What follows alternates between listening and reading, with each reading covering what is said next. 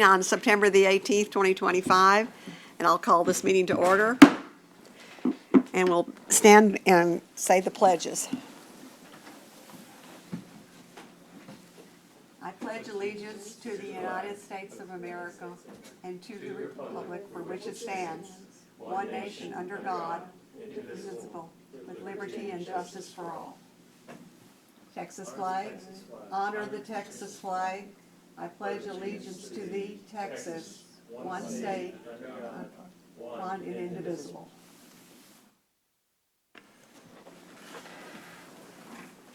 Okay, so now okay. And now we're going to do the ranking of the alternate members. Well,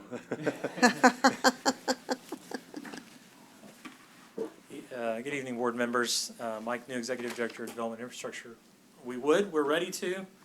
We don't have any alternate members Okay, to rank at this point. So that's all right. we will do this at every meeting. This is part of our rules and procedures. We'll touch on that a little bit later, but no ranking, so we'll move on. Okay. I am going to, your minutes are in your booklet, so if you will just read over those real quick, and I'll entertain a motion to accept or deny.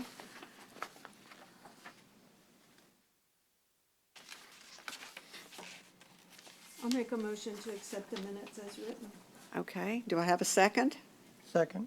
Okay. All those in favor? Aye. Aye. Aye. Okay. Minutes passed.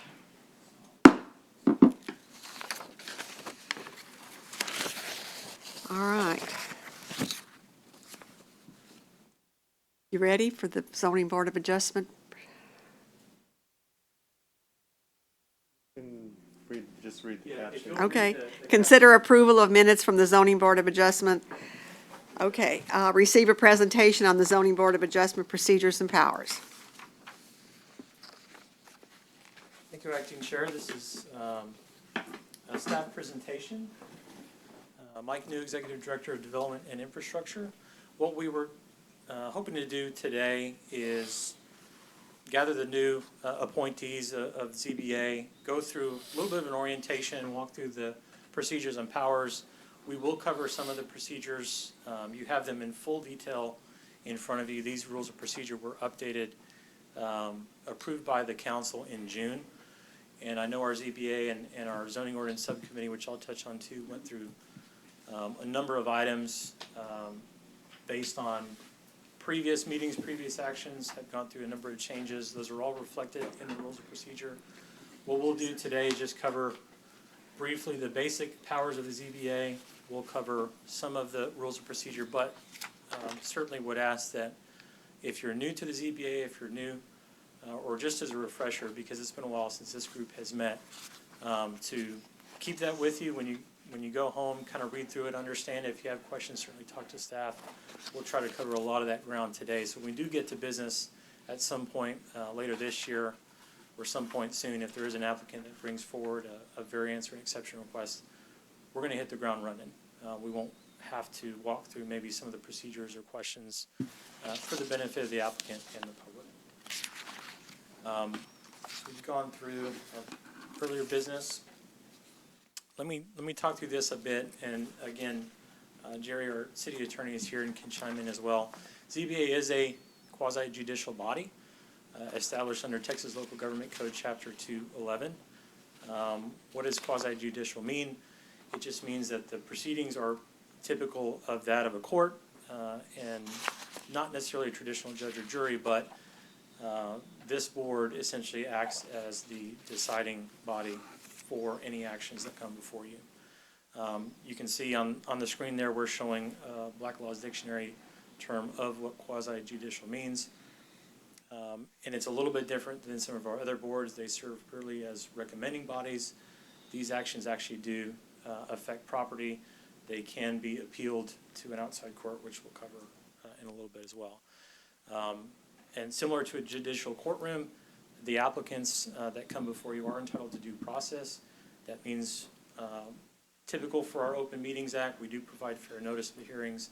We provide applicants the opportunity to appear, to provide witnesses. We offer opportunities for the public or any adjacent property owners to provide witness to any action or proposed request of the applicant. Evidence is presented. You review and evaluate findings. We'll touch on that as well. But also there's no ex parte communications that should be considered here. Typically when we talk about in terms of council or P&Z commissioners, this is very common. Deliberations outside of the board proceedings are typically not allowed. So the makeup of ZBA, hopefully you're familiar with this, 5 regular members on the dais and then 4 alternate members. Your rules of procedure do walk through a procedure, very specific one for the assignment of alternate members as well as bringing alternate members to the dais. We didn't go through the lottery system we would have engaged in today. We only had 1 alternate member, and we do have a quorum of 4. That is an emphasis we'll continue to make throughout this presentation, that when decisions are made, it must be 4 members making those, not simply a majority of 3, which you might see the council in decisions. It would be a quorum or a decision of 4 of the ZBA when either appeals are granted or variances are granted. It would take 4 votes to do that. So generally, what is ZBA assigned or authorized to do? You hear and decide appeals concerning decisions of the city planner and the enforcement of the zoning ordinance, Chapter 118 of our city code. Division 3 covers Board of Adjustment powers, and you have a copy of that in your packet.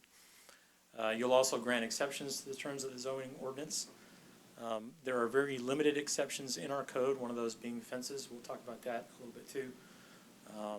But essentially, you're hearing variances and exception requests for any applicants that are wishing to develop or conduct business that are within the confines of our zoning ordinance. So what does zoning ordinance mean? It is Chapter 118. This is the chapter that are basically the boundaries of the scope of ZBA. It's a law that divides municipalities into different areas or zones and specifies how land and buildings can be used and developed within our community. It's a guide for keeping and ensuring that the public is protected, that the community is contiguous, and that land uses allow for development to maintain property values and general welfare of the public. Are there any questions about zoning ordinance? You probably have some awareness if you had an interest in this, serving on this board, you'd understand to some extent what that means. Again, all within Chapter 118, those are pretty much the boundaries of ZBA authority. So who are the parties involved from the city side? Your side, of course, is ZBA members, but council does approve the ZBA rules of procedure, so they did authorize that in June.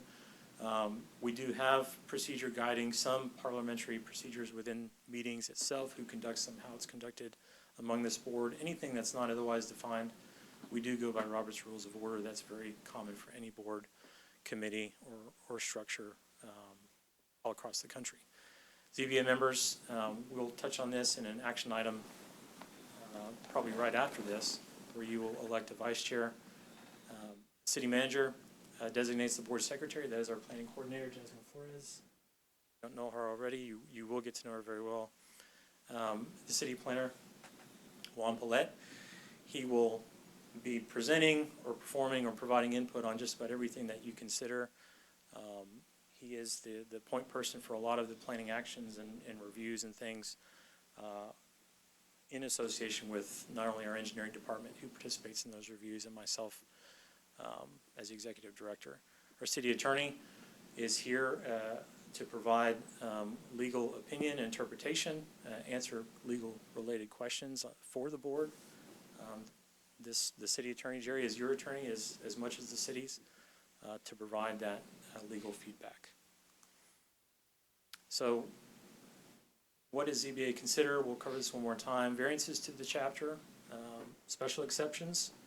Those are exceptions that are called out specifically as exceptions within other chapters of our Code of Ordinances. We really only have one.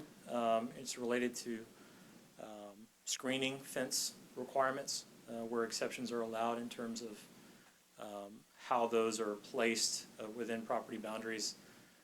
There could be others. We could change codes in the future where we provide for exceptions. Those would fall under ZBA authority if there were requests for those. And then appeal of the city planner's decision. So we'll cover those in a little bit of detail. Variances, these are going to be the most common. ZBA operates under a series of findings. So you would evaluate essentially 6 different criteria, findings of fact. Any application or request that comes before you, you would go through these 6 different variance findings and determine whether they apply in this case to make a decision on whether a variance is granted. I won't read through all those. That is within the scope of ZBA powers and authority. Are there any questions about this particular one? This would be the most common that you would see. Does this apply only to the fencing, or is this any decision of the planner that involves zoning? Variances could encompass a lot of different things. It's Okay. not, it would be specific to what's written in the code, what we require of lot lines, setbacks, landscaping, screening. Okay. It could apply to fences in some cases. Okay. If someone were wanting to use the particular section of code that calls out exceptions, they could do that. That's where we would evaluate that at the application level and determine whether it's falls as a variance, which is going to be most common, or an exception. All that means is the exception is very explicitly called out in our code as allowed and then heard before the ZBA.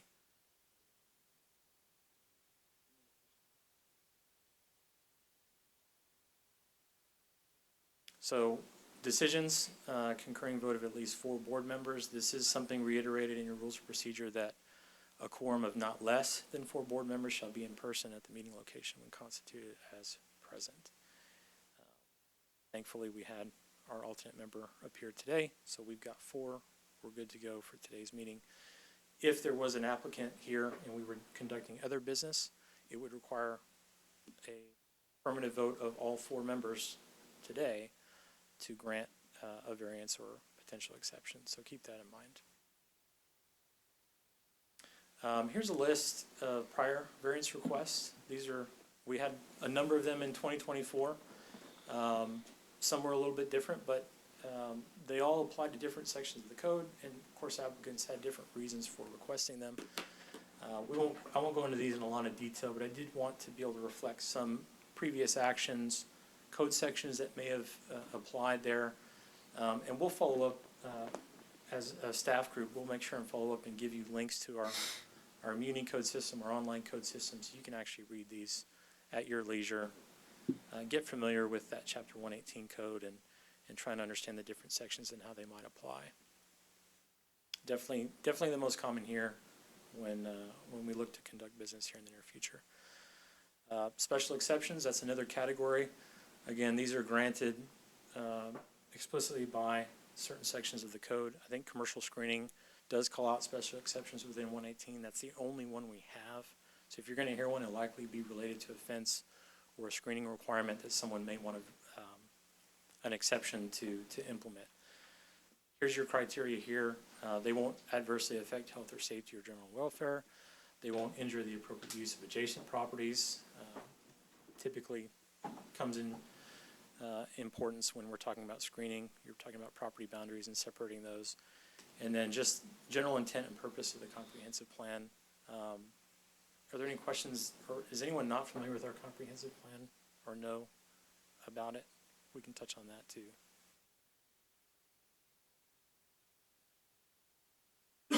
The conditions, generally it's, what's different between this and variances is that if there's a variance request, the board would be deciding on that very specific request, yea or nay. If it's a special exception, there is a little bit more latitude for the board to consider conditioning a decision to allow a special exception.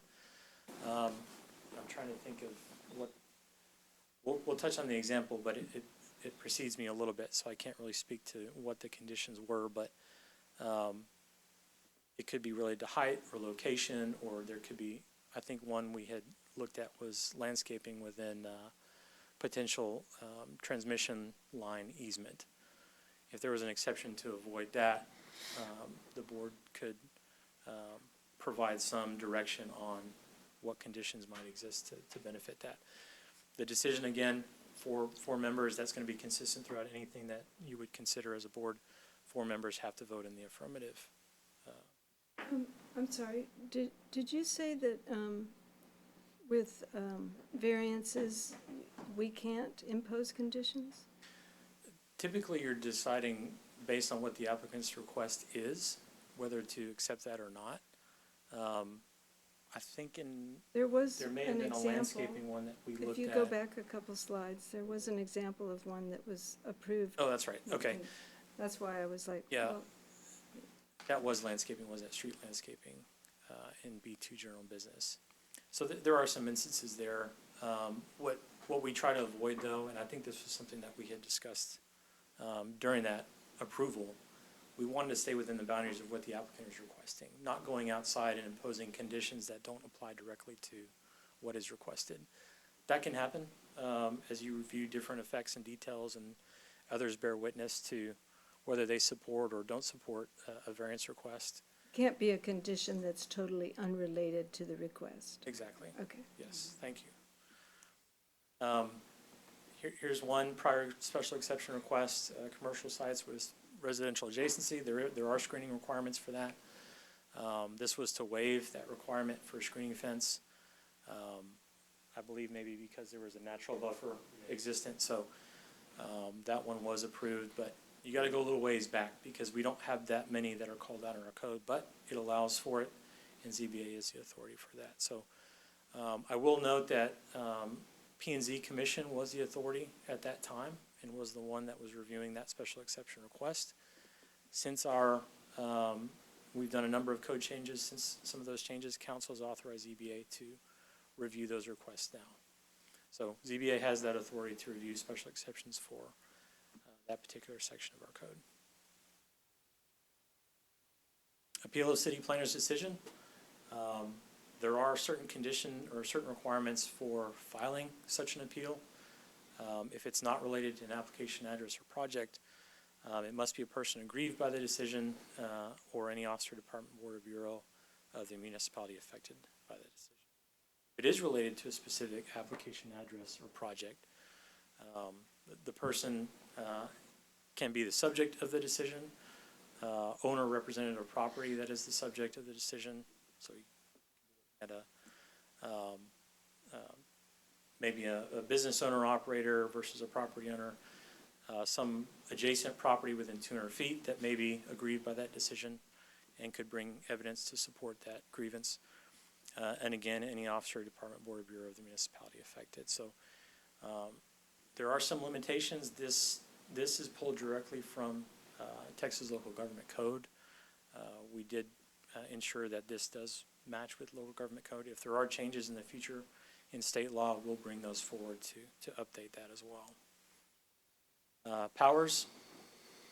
This is one where the board could have the ability to wholly or partly modify an order, requirement, or decision, and to that end has the powers of the city planner to make a decision similar to what a city planner would have the capability to make.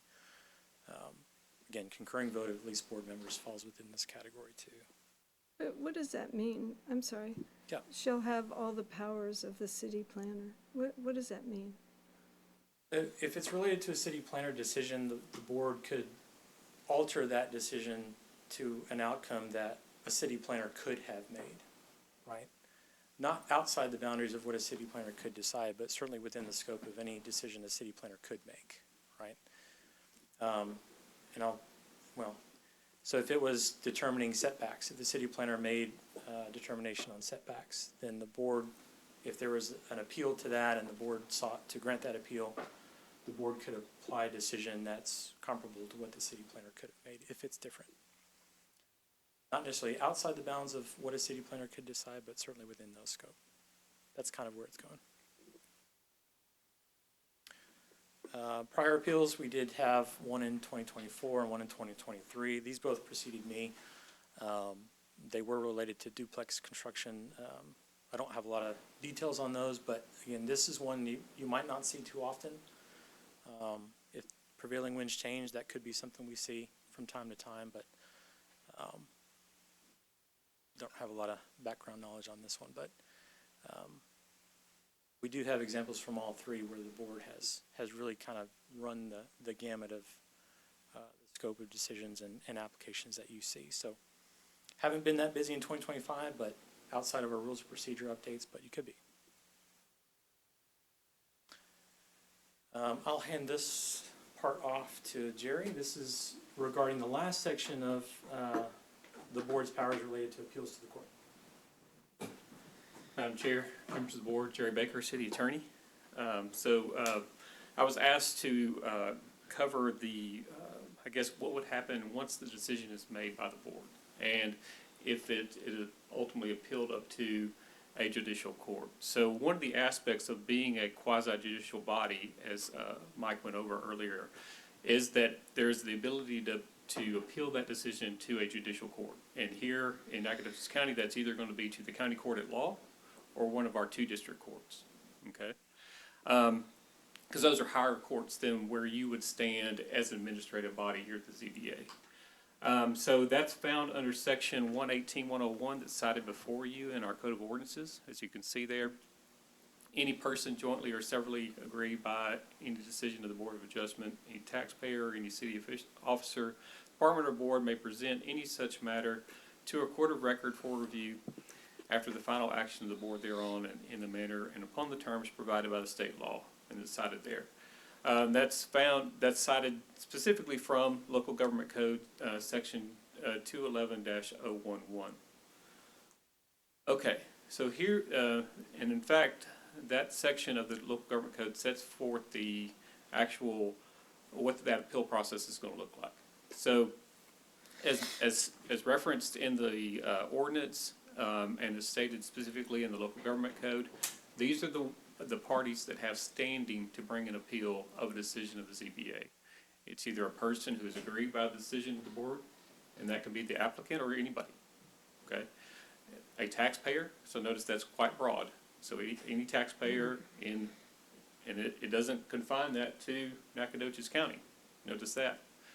Or an officer, department, board, or bureau of the municipality. So it's a pretty broad scope as far as who has standing to bring an appeal of decision of the ZBA. Okay. That petition must be filed within 10 days of the ZBA's filing of their decision with the city secretary. Failure to do so is jurisdictional at that time. So if they fail to file the appeal within that time period, then they're basically barred to take that appeal to the court. If the appeal is properly filed and timely filed, the court, that petition is filed with the court. The court will issue a writ of certiorari. All that means is, it's a Latin term that means an order from a higher court to a lower court, i.e. the ZBA. So that you're getting an order from the court, either district court or county court at law, to the ZBA, instructing the ZBA to send the records of the case for the review. So that's going to include the application that was filed. That's going to include any records that may have been provided as far as the presentation or the hearing that was conducted, and probably more likely than not a copy of, since we do video our ZBA proceedings, a copy of that as well. And that will be sent by sworn return back to the court. There's no time period by which the court has to send that writ, but you will have only 10 days to respond to that writ, whatever it's done. So, for example, if someone were to file a petition to appeal the decision, the court may be, because of their docket, may not get to that to issue that writ for 30 days or more. Even so, once that writ is sent over to the ZBA, we have 10 days to send that sworn return back to the court. As it mentions there in number 4 there, as I said, it has to be a sworn return. It's verified, so with a notary. And it's going to state the material facts that show the grounds by which the ZBA made that decision, which is now on appeal. Can I ask a question about Sure. that? So when you say we have to send it back, would there be like would we have to meet and discuss this? Would this all be handled by the city? It will be handled administratively. But you would let us know that an appeal had been filed? Correct. And what about our personal notes that we might take during a meeting? It could be potentially subject But to it wouldn't that. it be in this initial package of? Probably not. Now, hang on just a second, let me get to the next point Okay. here, because the court can just consider what you send in that return, okay, to make its decision. But if it determines in the hearing that it needs more information, and this is where your notes may come into effect, is that it can make the decision to appoint what's called a referee to conduct an further investigation, okay? And that can include your testimony individually. So you may be called to testify as to your decision, and which would include probably some type of subpoena, what's called a subpoena ducis tecum. It means a subpoena that's requesting any written materials that you may have used to make your decision. You would have to supply those as well, which may include your notes in that example. Okay. So the referee is going to conduct that investigation. It's probably going to be a local attorney or a sitting, maybe a visiting judge or even a sitting judge, who that district court or county court at law appoints to conduct this investigation. They will probably set up depositions of all the members who voted on that decision. So if alternate member, if you're not sitting on the dais making the decision at that time, and you're not going to be probably involved in that decision or that appeal process, and any kind of deposition may occur as a result of that. However, if you are an alternate and you are actually serving as a acting member on that time, you could potentially substitute that. So it's always open to anyone who would be actively serving on the board when that decision that is appealed might be made. Now, again, that's discretionary for the judge. It's not mandatory. So there, as I mentioned earlier, the court could just take anything that we sent in the return and make its decision just on that material. Okay. So the court has authority to reverse, affirm, either in whole or in part, or even modify the decision of the ZBA based on either the investigation or just his assessment of the return of the materials. So notice that a lot of that did not include a jury, as you would ordinarily think about in a type of court proceeding across the street. Now, that could potentially happen if it goes further on appeal, but I'll get that in a second. So, as I mentioned, the court may reverse or affirm. It may even send that back to the ZBA if it decides to say, well, there's an issue here that I think the ZBA needs to address further. So it could what's called remanding the decision back to the ZBA to either make clarification on some part of the decision or totally relook at the case again. That's in the court's discretion. I would say this, that based on the vast majority of the case law out there, when you see these, and the courts generally give the rulings of the ZBA deference. Okay, that's not always guaranteed because the standard is an abuse of discretion.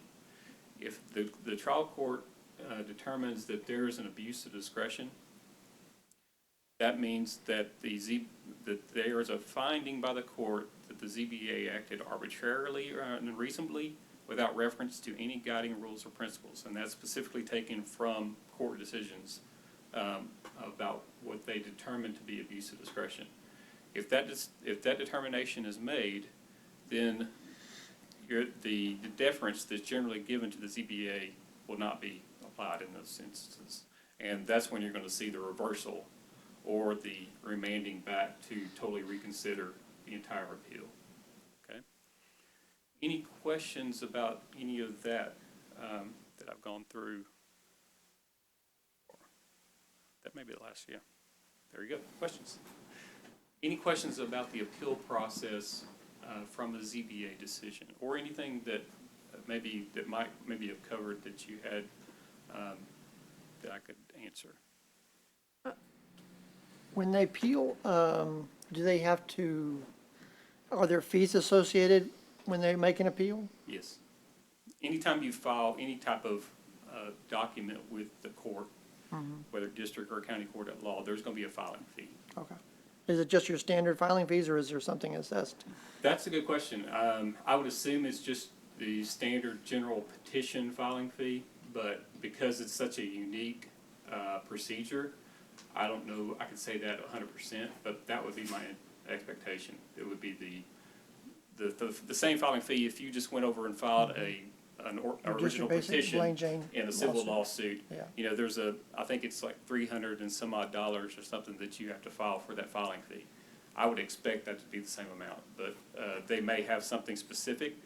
I'd be surprised though if they did, because these are so extraordinary that I wouldn't anticipate that the clerk would have something specific for that. That's just my guess. So just a general question, maybe Mike could weigh in since he's seen other boards in action. Is it a good practice to state your reasoning for making a decision as you vote? Because I'm really terrible at keeping notes, and I was told earlier that I may need to remember, why I voted a certain way. But wouldn't it just be easier to state it when you're voting? Is there any pros or cons to that? I mean, just a general reason, not going into. I think there should always be at least sufficient evidence of some form, whether it's in the form of the motion or in the discussion of the board members, of the reasoning, the reason you made the decision. As we vote, we state it as we vote, or we state it I don't when know we that make you the necessarily motion? have to make that statement as you vote. I'm voting for this because I believe this or that. Right, right. However, I would say that if there is no discussion of an item and you're just voting, or the board is just making a vote to deny a variance, for example, but if there hadn't been any discussion among the board members, there's going to be a question if that goes up on appeal of why did the board make this decision? That could open the door for an abuse of discretion, overturning, reversing the decision, or remanding it back to make a different decision. So it's good practice to have a discussion at the very least. It's always good practice, particularly if you want to make sure that the record at least shows the reason why, for example, you're denying a variance. Maybe it's, okay, so for example, let's say that you have a variance application and there is evidence sufficient to show that this hardship that's being claimed is self-created. Like, for example, the developer, the owner, subdivided the property in such a way himself Right. that he created the problem that now needs to have a variance. Right. Okay, so that's one basis for denying that variance, because he created self-created hardship. Okay, but if there's no discussion of that reasoning behind there, then the court is not going to know why the ZBA made that decision. So I think whether it's in the form of a motion, whether it's in the form of discussion amongst the board as they're discussing that, you may point out as when the chair opens it up for discussion, but you got a motion, you got a second, now we're going to discuss it. I don't see any evidence to suggest this hardship was not self-created. Everything that I've seen indicates that this person created this hardship that now he's claiming to want a variance for. At least there's that evidence that's being discussed now as you're making that decision. So I'll let Mike chime in a little bit on that, but that's just based on my review of the case law on this. There has to be at least some evidence in place to show what's the basis of that decision. Gotcha. I'll agree with everything that Jerry said, and I kind of flip back to this because a lot of the deliberation discussion, the witness testimony, the applicant testimony, the staff presentation, we'll certainly do this. We do this with every zoning case that comes before our Planning and Zoning Commission and Council. We go through a series of criteria and evaluate any case or application that comes before us. We go through that criteria. Does it meet the intent of the comprehensive plan? Does it create any potential issues for adjacent properties? Anything that might contribute to how the council or the commission might deliberate a decision, we try to provide information to that effect and allow that discussion to bear itself out during the presentation. Similar here, you have a series of findings for variances, for example. You can look at those 6 items and evaluate any application that comes before you based on those 6 items, whether or not they meet the findings that are described there. Do they meet that criteria? Do they not? If they do not, is there additional evidence presented at the meeting that isn't otherwise provided by staff in their packet that might contribute to changing a decision that would otherwise be a denial? So if it's borne out in the discussion and deliberation, not necessarily has to be part of, I move to approve or I move to deny. As long as that's borne out in the discussion, I think that would be the best practice, is that there be deliberation among the board members in discussion so that it's clear that when a decision is made, there's an understanding why, if that makes sense. Yeah. Okay. Any other questions about the rules of procedure or about the board powers? I have a couple questions about the rules of procedure. Like what happened today, let's say that there's 3 people here, and so we can't call the meeting to order. And I'm sorry. You were looking at me, so I just make sure. I was grabbing my I'm rules. sorry, whoever. Yeah. But the alternates are sitting out there, and we need to do the lottery to figure out which ones are gonna come up here. Will staff do the lottery, since we really can't do anything until the meeting's called to order?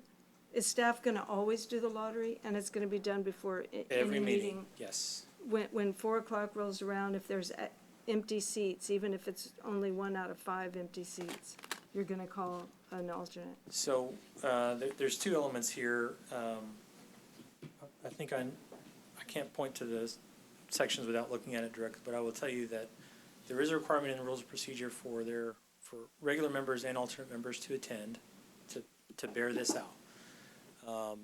Whether we're probably going to want the ranking of the alternate members to occur prior to the meeting.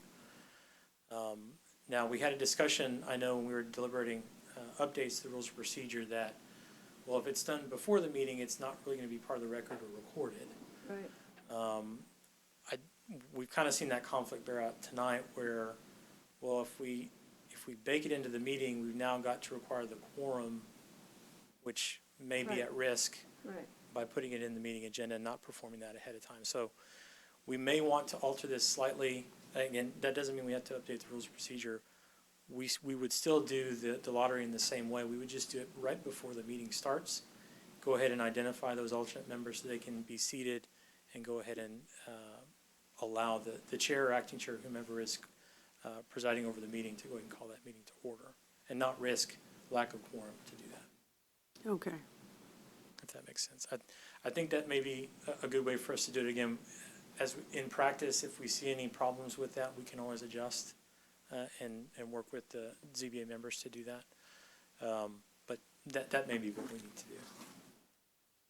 So have the alternates been told, like, in person or over the phone, that they are supposed to attend every meeting? They were told that? All prior to the meeting. Prior to this meeting, there was no call. I'm just not sure that they understand that they need to be at every meeting. Oh, it will be, Outline it. it will be made clear. Okay. Okay. I And I agree think- with, I agree with Maggie, because I felt the same way. I think they need to be counseled. Sure, and what, again, we'll confer as a staff best method and maybe multiple communication channels utilized, but we may need RSVPs from all the members even before we post the agenda. If we know there's going to be a meeting because we've received an application, we will be engaging the chair. That is part of our rules of procedure now. In the past, when an application was received, that doesn't necessarily mean it would come before the board.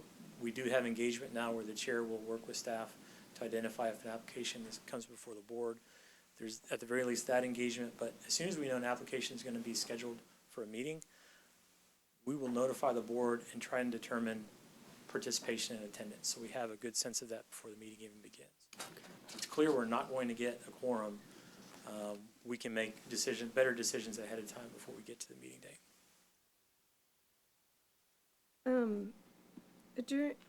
If there's a case, which has happened during my brief tenure, but where there's an applicant and opposition and they both speak and it goes back and forth a little bit, and then the applicant has a chance to rebut any evidence or whatever, and then that part of it's closed and we start the discussion, is that when we would ask any questions that we had of any of the either applicants or opponents? Yes, typically there'd be presentation opportunities where the board would listen to the applicant, listen to the opposition, listen to other comments pertaining to either side. And then, okay, now we'll begin the questioning period. I think most of them have they all been, I think everyone that I've looked at in putting this together, they were all public hearings, weren't they? So it's where you open the public hearing, you allow for those comment periods. Yes. Then you close the public hearing, and then the board begins to engage whomever in asking questions about what was presented. But we can ask them, even though they're Yes. members of, okay. So even though the public hearing is technically closed, we can still engage. I would say that's applicable. Yeah. If there's, again, this goes back to making sure you're working within the evidence that's presented. If it's applicable to impact on the case, yes, and I think that's happened once or twice since I've been here. It has. Sure. Open Meetings Act, qualifications for that, for the members? Or is there, I saw in there was, some people had training for it, some other people did not. Yes, so Open Meetings Act, we do advise all board members to participate in that training, obtain a certificate. It's online. Oh, it's online? It's okay. online, yeah, it's a video. Some of our members that have kind of done multiple terms have done that in the past, our newest members. We did send that link out. We'll send it out again. We just need all the members that are participating in these open meetings to have that training. That is a requirement, right? Yeah. But there is a grace period for that. So. I have one last question. Regarding a hardship, when you talked about, you gave a good example of a self-imposed hardship. One of the cases that came before us that we denied, the applicant bought a piece of property that was zoned R4, but there wasn't enough room with this, given setbacks, requirements and everything, to actually build a duplex. And he needed a variance for that. Well, is that a self-imposed hardship because he knew buying the property that it wouldn't be big enough to fit an R4 even though it was zoned R4? It's going to be a fact question that's going to depend on the case, before you. So I can't say generally this is going to be or black and white, that's going to apply to every situation you see at that. So what do you ask him? Did he know? I mean, it's going to come up a lot because so Sure. much is zoned off R4. Well, a lot of these probably lots before were probably developed well before the zoning ordinance went into effect, right? So any requirements for lot width or whatever weren't in effect probably when maybe Right. a lot was outlined or whatever. And so, yeah, we live in an old town, so you're going But to see a lot somebody's of. going to buy that, a developer. This was a developer, so he should have known that he couldn't do it. I mean, Shoulda, coulda, woulda. well, I'm just Yeah, but if saying it was that, sold, it seems to me there's some issues with the seller. now if they had owned it looking for at the law. multiple generations, it would be different. And I guess, Yeah, and I can chime in because we speak with prospective developers, property owners every day who have an idea of what they want to do. They want to make sure they're doing it within our rules and regulations. Many of them come in with an idea and leave with maybe a frustration. But in a lot of ways, we try to work towards the middle in something that can work within our regulations. if someone just doesn't budge and says, well, this is the idea I need, what's my other approach? And we provide them with the option to request a variance. That's when the deliberation of the board determines, can you develop on a piece of property, period? Did this, just like you said, did this zoning exist prior to you purchasing the property? What due diligence effort did you make in understanding what you can and cannot do on this property? And allow the applicant to explain their reasoning, to explain their understanding of it. And then the board's determination of, well, you should have known, right? Based on what you're telling the board, you should have known that these were the setback requirements, that these were the lot requirements, that this was the zoning applicable to the development that you're seeking. And should you have known all these things, does a hardship exist? And answering that final question is the discretion that the board is allowed to, based on the evidence that's presented, including the applicant testimony, does the hardship exist? And it can go two ways depending on how the discussion of the meeting goes. Right, so I would say just the purchase of property in and of itself is not necessarily a basis to deny a variance. There's going to be other factors that the board is going to need to consider, as Mike was mentioning. And so just because someone buys a piece of property doesn't necessarily mean that they're aware of all these things and limitations necessarily when they purchase that. So again, like I said, it's going to be a fact question. That's why you are acting as a quasi-judicial body in that you are determining what are the facts of this case, just like a judge and jury would do. You're hearing all the evidence and trying to make a determination based on that evidence whether or not there is a hardship that was created here that was not created by the owner of the property. That makes sense? Yeah, Okay. thanks.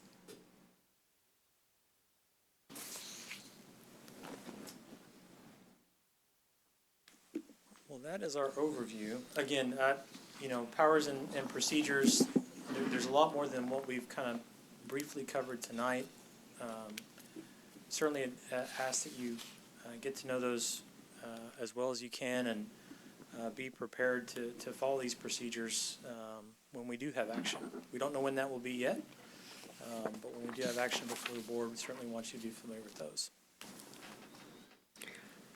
Are we going to consider action on electing a vice chair? Yes, if you're ready to move on to the next item, we can absolutely do Okay. that. There's no action on this presentation item. Okay. We're going to discuss and condition action on electing a vice chair in accordance with the Zoning Board of Adjustment Rules of Procedure. Very quickly, I'll just cover that back in July, ZBA members elected Rhonda Ward as the chair. Although she's absent today, she still serves as the chair of ZBA and will through her term. There was no procedure at that time in July of '24 for electing a vice chair. It was simply acting chair, and was maybe a little bit part of the reason why we engaged in updating the rules of procedure in the first place, is having those layers of accountability there. In June of 2025, that's when we've updated the rules of procedure to what you have today. And in that update is provided a procedure for election of vice chair. Same as the chair, it's a vote of the board to determine who serves in that capacity. And then acting chair does not require a vote. Acting chair is simply alphabetical order of the next serving regular member of the board. Yes, vice chair is just simply election of board members. Do I have a,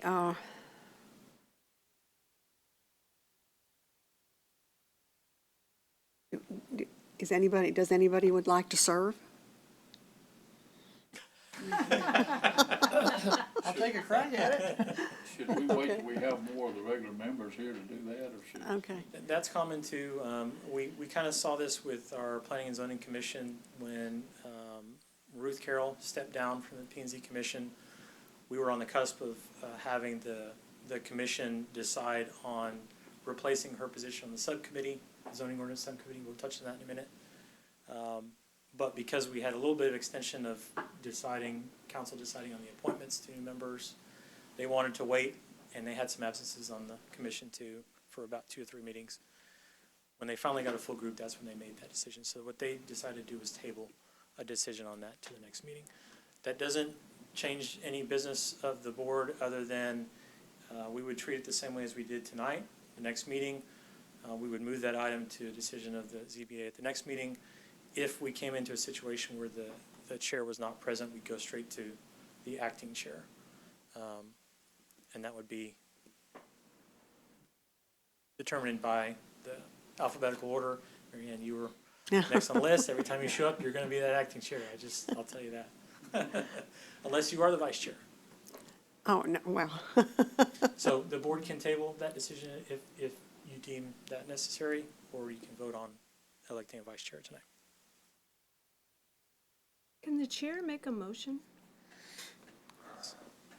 I just never hear chairs make a motion. Okay. Yes, I think they're able to. Yes, they are. There are some much larger communities, mayor-strong communities, where depending on the makeup of, say, the council or commission, the mayor or presiding officer is not a voting member, but it's not the case. But in this case, the chair is able to make a motion. Okay. I will make the motion that Jack could be the vice chair.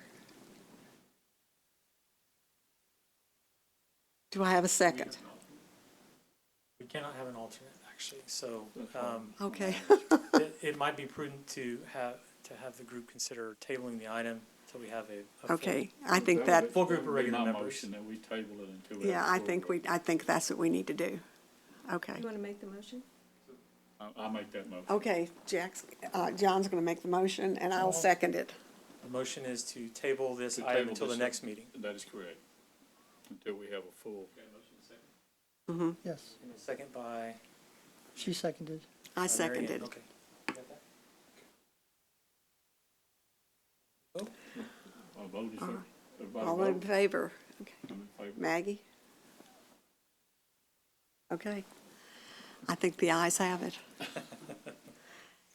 And so I will entertain a motion for Wait. adjournment? No, we got one more item. It's another report. Okay, I'm sorry. No, that's okay. We'll make it quick. Item 7, zoning ordinance subcommittee report. Okay. I've got a couple of slides, but then I'll let Maggie take the floor. I can't even remember what we talked about last It wasn't time. too long ago. I know. So, Jack, if you're not familiar with this, you may be, and others on the board. In August of '24, that's when Council and Planning and Zoning Commission held a lengthy workshop to discuss and hear presentations from staff and discuss potential amendments to the zoning ordinance on a number of fronts. And there was discussion of the city comprehensive plan at that time as well. It was decided within that workshop that there was just a large volume of information, a lot of things to cover, and they wanted to break it down into something that was more digestible, because there was just a lot that was presented at that time. It preceded me by a couple of months, but what council and other groups had decided to do, in November of '24, council authorized the creation of a subcommittee consisting of city council members, planning and zoning members, and ZBA members, as well as staff to facilitate reviewing some small changes to the zoning ordinance, but also more comprehensive discussions about larger changes in sections and introduce ideas to deliberate and potentially bring forward to the council for future consideration. So those members on the screen there, Councilmember Williams and Mall, represent the council, Commissioner Ziminick, and now Bridget Arendt. She was at the last P&Z meeting. She was appointed or elected by the commission to replace Ruth Carroll. And then our ZBA members, Chair Rhonda Ward and Maggie Forbes. And I'll get to that in a minute, but examples of some items that have come from the subcommittee that council has approved. Council's amended changes to protest or proposed changes in zoning. This may actually need to be changed again based on legislation that was approved this summer. That was one that we saw that our zoning ordinance didn't necessarily comply with state law. There were some conflicts there. We created some red lines, allowed the subcommittee to discuss it, and then presented that to Planning, Zoning Commission and Council. appeals of decisions made by the city planner, very similar. That filing of an appeal from 90 days to 20 days did comport with state law. Another change that was made, but also discussed at the subcommittee level. And then one that kind of was borne out at the local level, didn't necessarily reflect state law, but providing definitions and regulation for retail, tobacco, vapor, smoke stores. Created a distance requirement for any new retail tobacco store, and then provided those land uses and definitions and additional regulations within our zoning ordinance chapter. What we're trying to do at the staff level is also provide continuation or some transparency when these changes are made, so that it kind of minimizes confusion. We've noticed there's a little bit of a time lapse, and with the number of changes we're making, it's not necessarily immediately reflected online in our Municode, what we call Municode database. So we provide these ordinances as a reference point, not only for staff, but for the public if there's general interest. We've actually presented, redirected some potential applicants and site selectors to this page when they had questions about particularly the vape stores or retail smoke stores, because that change is unique to us. There's other communities that do something similar, but they need to be able to review that language themselves. So we do provide these links to others in the public for reference. How many times has the committee met? Since December of 24, the committee's met 6 times. Covered a lot of items that aren't necessarily listed here, but we do provide, I probably should have screenshotted a web page, but on our website, we do have a page for the zoning ordinance subcommittee. And we'll, as a follow-up, just remind me, we'll share that with this board as well, just for your interest to review. Number of items presented, discussed. In fact, on August 27, the subcommittee discussed energy storage systems. That's something new that we're seeing, inquiries we're getting in our office.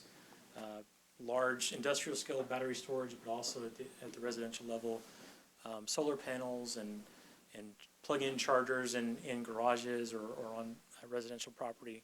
Do we or should we create regulations around those, and for what reasons? So we did discuss that a little bit. We also reviewed some of the city-related bills that were passed in the 89th legislature. There's some other special session items that may apply here as well. We did cover those briefly and talk through, looking ahead, what staff may need to bring to the subcommittee and the different boards and the council for consideration to change. Some of them may be mandates, others we can probably have some leeway on how we initiate those. And then off-street parking, that's more of a big umbrella item, looking at maybe some impacts of existing off-street parking, what different regulations might help, not only at the residential level, but commercial parking and other aspects of that. So that's more of a big umbrella item, not very specifically targeted, but we're narrowing that down into achievable goals and looking at red lines that might help support improvements to our code. And then Well, I all think you, you Maggie. covered it pretty well. Yes. I will say we do have some very interesting and hopefully helpful discussions. And I don't know how much of it gets wrapped into the ordinance changes, but I think a lot of it is cleanup, because right now our ordinances can be very difficult to interpret, and they may be in more than one place. And I'm hoping that the parking one gets wrapped up, because I think those were really good changes. Next comes fences and floodplains. maybe floodplains. That is an entirely different chapter, but there's some interest in discussing that at different levels. So Well, it could be a zoning issue. potentially. One real benefit to the subcommittee absolutely has been it served as a primer to generate discussion among each of the different bodies that have some authority over the zoning ordinance to help improve our process for generating not only changes but creating that transparency among the different bodies in the public. So it's been very beneficial. But I think it's important too that we seem to be making recommendations to you, and then you're taking those into a draft ordinance, and then city council has to decide whether to pass it or not, right? That's correct. So really, we're just kind of a discussion group, so you can see how people are thinking. Yes, but I think there's one thing that I know that council members certainly benefit from is knowing that this isn't just a staff-generated item, that this bears discussion among other individuals that council has appointed, that council trusts to provide opinions and perspective on. And it's not just coming out of the staff level. Sometimes there may be some skepticism there, and staff brings forward changes and how that's borne out, where that comes from. Certainly the housekeeping items, where we're trying to reflect what state law dictates, is quite simple, but when you're looking at major changes to things like off-street parking, there should be some more deliberation there, and I think the subcommittee helps serve that purpose. We'll continue this is a standing item on the agenda, so every time we do have a ZBA meeting, it will come after applicant business, but we'll provide just an update on recent discussions of our subcommittee. So hopefully that helps give you a little bit of understanding, more perspective and understanding about how we deliberate and how we're constantly evaluating our zoning ordinance. And these meetings are open to the public. They are. We do post agendas for them. How often does the ordinance subcommittee meet? When it started, we were meeting on a monthly basis. Since August 27, prior to that, we hadn't met in a couple of months. We had a little bit of a lapse there. We were going through some reappointment of different board members. Maybe back on monthly cadence for that subcommittee, but it just depends on the agenda, on the business that the subcommittee is discussing. There's more than enough to discuss, I'll put it that way. But everyone's availability and discussion, so depends. Okay. That's all I have. Are we ready to adjourn? Okay. I'll entertain a motion to adjourn. Motion. So move. Okay. I'll second Second. the Okay. And all in favor? Aye. Aye. Okay. We are adjourned.